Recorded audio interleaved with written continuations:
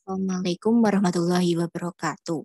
Perkenalkan, nama saya Lita Putri Setiawati dari Fakultas Psikologi Angkatan 2020 dengan NIM 307020113. Di sini saya akan mempresentasikan tugas menjawab pertanyaan teman milik Ika Sari.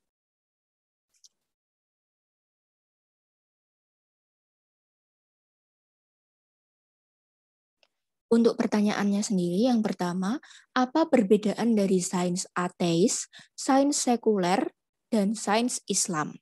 Yang kedua, adakah langkah-langkah yang harus kita lakukan dalam menularkan adab dengan baik dan bagaimana seharusnya kita menyikapi adab sekarang yang sudah banyak berubah?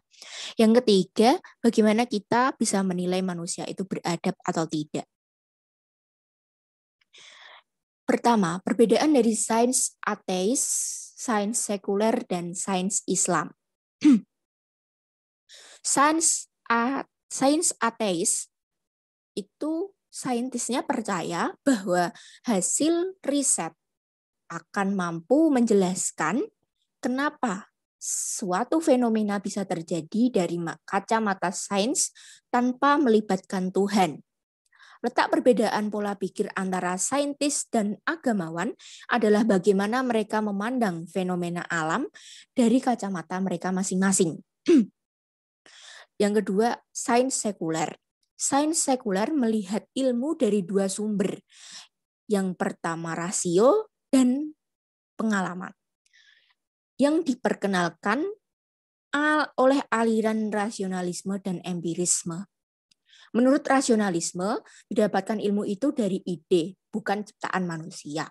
Faham ini bisa disebut idealisme dan faham ini dinyatakan dengan penalaran yang rasional dan bisa didapatkan suatu kebenarannya. Yang ketiga, sains Islam. Sains Islam merupakan sarana membentuk manusia beriman, bertakwa, dan berakhlak mulia. Kurikulum Islam harus bersumber pada konsep sains Islam yang mengadopsi 3 sumber ilmu. Yang pertama, panca indera, yang kedua akal, dan yang terakhir khobar sotik atau true report. Sains Islam melihat fenomena alam sebagai ayat-ayat Allah yang harus dijadikan sebagai petunjuk untuk menemukan Allah Subhanahu wa taala. Alam juga harus diperlakukan sesuai dengan ketentuan Allah, bukan untuk dieksploitasi dengan semena-mena sesuai dengan keinginan manusia semata. Pertanyaan kedua, langkah-langkah yang harus dilakukan dalam menularkan adab dengan baik. Untuk langkah-langkah yang harus dilakukan dalam menularkan adab dengan baik, terdapat 4 tahap yang harus dilakukan. Tahap pertama yaitu tahap perencanaan. Tahap ini merupakan tahapan sebelum seluruh elemen menjalankan tugas dan kewajiban masing-masing. Rumusan nilai-nilai adab ditinjau dari segi kegiatan meliputi tujuannya dan mekanisme pelaksanaannya. Yang kedua, tahapan pengorganisasian. Tahapan ini, individu melakukan penataan terorganisir dalam suatu sistem. Komunikasi, kerjasama, dan tanggung jawab sangat diperlukan dalam keberhasilan tahapan ini. Yang ketiga, tahapan pelaksanaan.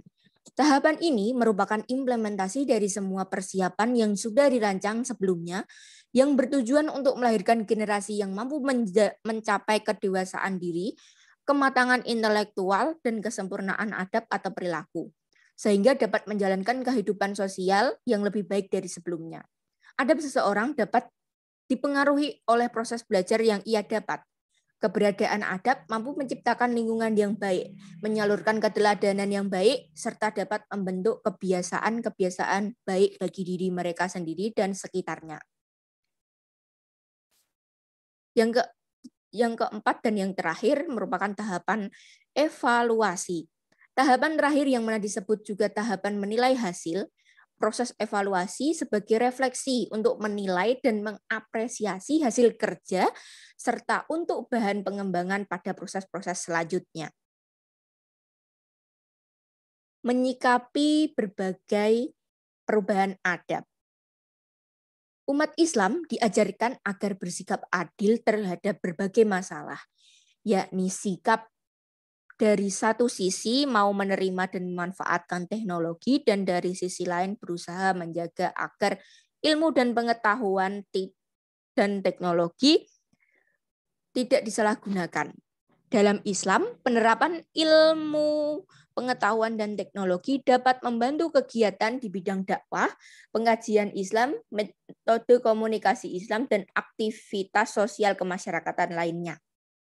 Penggunaan teknologi masih banyak dikendalikan dan dikuasai oleh orang-orang yang moralitasnya kurang dan tidak dapat dipertanggungjawabkan. Hal tersebut tergambar dari sikap hidup mereka yang materialistik, hedonistik, atau selalu memperturutkan hawa nafsu dan kelezatan, totalitaristik, ingin mendominasi seluruh aspek kehidupan, hanya meyakini pengetahuan dan fakta-fakta empiris saja, dan juga hanya mengandalkan akal pikiran manusia saja. Orang-orang yang bermental seperti itulah yang dikhawatirkan bila mengelola ilmu pengetahuan dan teknologi. Semua krisis yang dialami manusia sekarang ini sudah tentu dakwah Islamiyah yang akan mengatasinya. Islam adalah agama rahmatul lil alamin. Manusia yang semakin materialistik, pandangan hidupnya perlu dijinakkan dan mengenal dirinya dan hamba kepada Tuhannya agar tidak merusak alam lingkungannya. Untuk pertanyaan ketiga, bagaimana kita bisa menilai manusia itu beradab atau tidak? Islam sebagai agama yang menjunjung tinggi nilai adab sudah memproklamirkan itu sejak zaman para nabi dan rasul. Bahwa yang paling penting dalam pembentukan umat yang baik dan terciptanya masyarakat madani adalah tingginya nilai tentang adab dan akhlak. Bahkan Rasulullah Shallallahu Alaihi Wasallam menyatakan bahwa nilai tentang adab dan akhlak termasuk karakter yang wajib dimiliki oleh setiap umat muslim, dan karakter itu sangat tinggi derajatnya, bisa menambah timbangan kebaikan di hari kiamat nanti. Tidak ada sesuatu yang lebih berat dalam timbangan seorang mukmin selain akhlak yang baik. Sesungguhnya Allah membenci orang yang berkata keji dan kotor. Hadis riwayat At-Tirmizi. Seperti kisah yang sudah masyhur di kalangan para ulama, yaitu bagaimana kisah Nabi Musa alaihissalam ketika menyampaikan sebuah risalah kepada Fir'aun. Kemudian turun firman Allah Subhanahu wa taala yang artinya, "Maka berbicaralah kamu berdua kepadanya dengan kata-kata yang lemah lembut, mudah-mudahan dia ingat dan tidak takut." Quran surah Toha 44. Dalam kitab tafsir As-Sodi Sa'ih Abdurrahman bin Nasir As-Sa'di menjelaskan bahwa disampaikanlah risalah ini dengan lembut dan beradab. Tidak mengada-ngada dan tidak keras dalam berucap serta tidak kasar dalam sikapnya.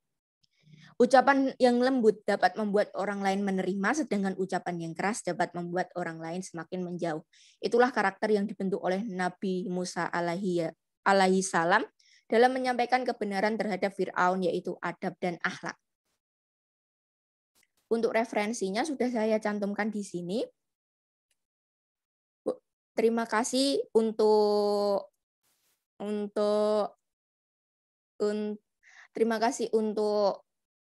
pengalaman baik dan perhatiannya. Saya mohon maaf apabila ada kesalahan dan tutur kata yang disengaja maupun tidak disengaja. Wabillahi taufik wal hidayah. Wassalamualaikum warahmatullahi wabarakatuh.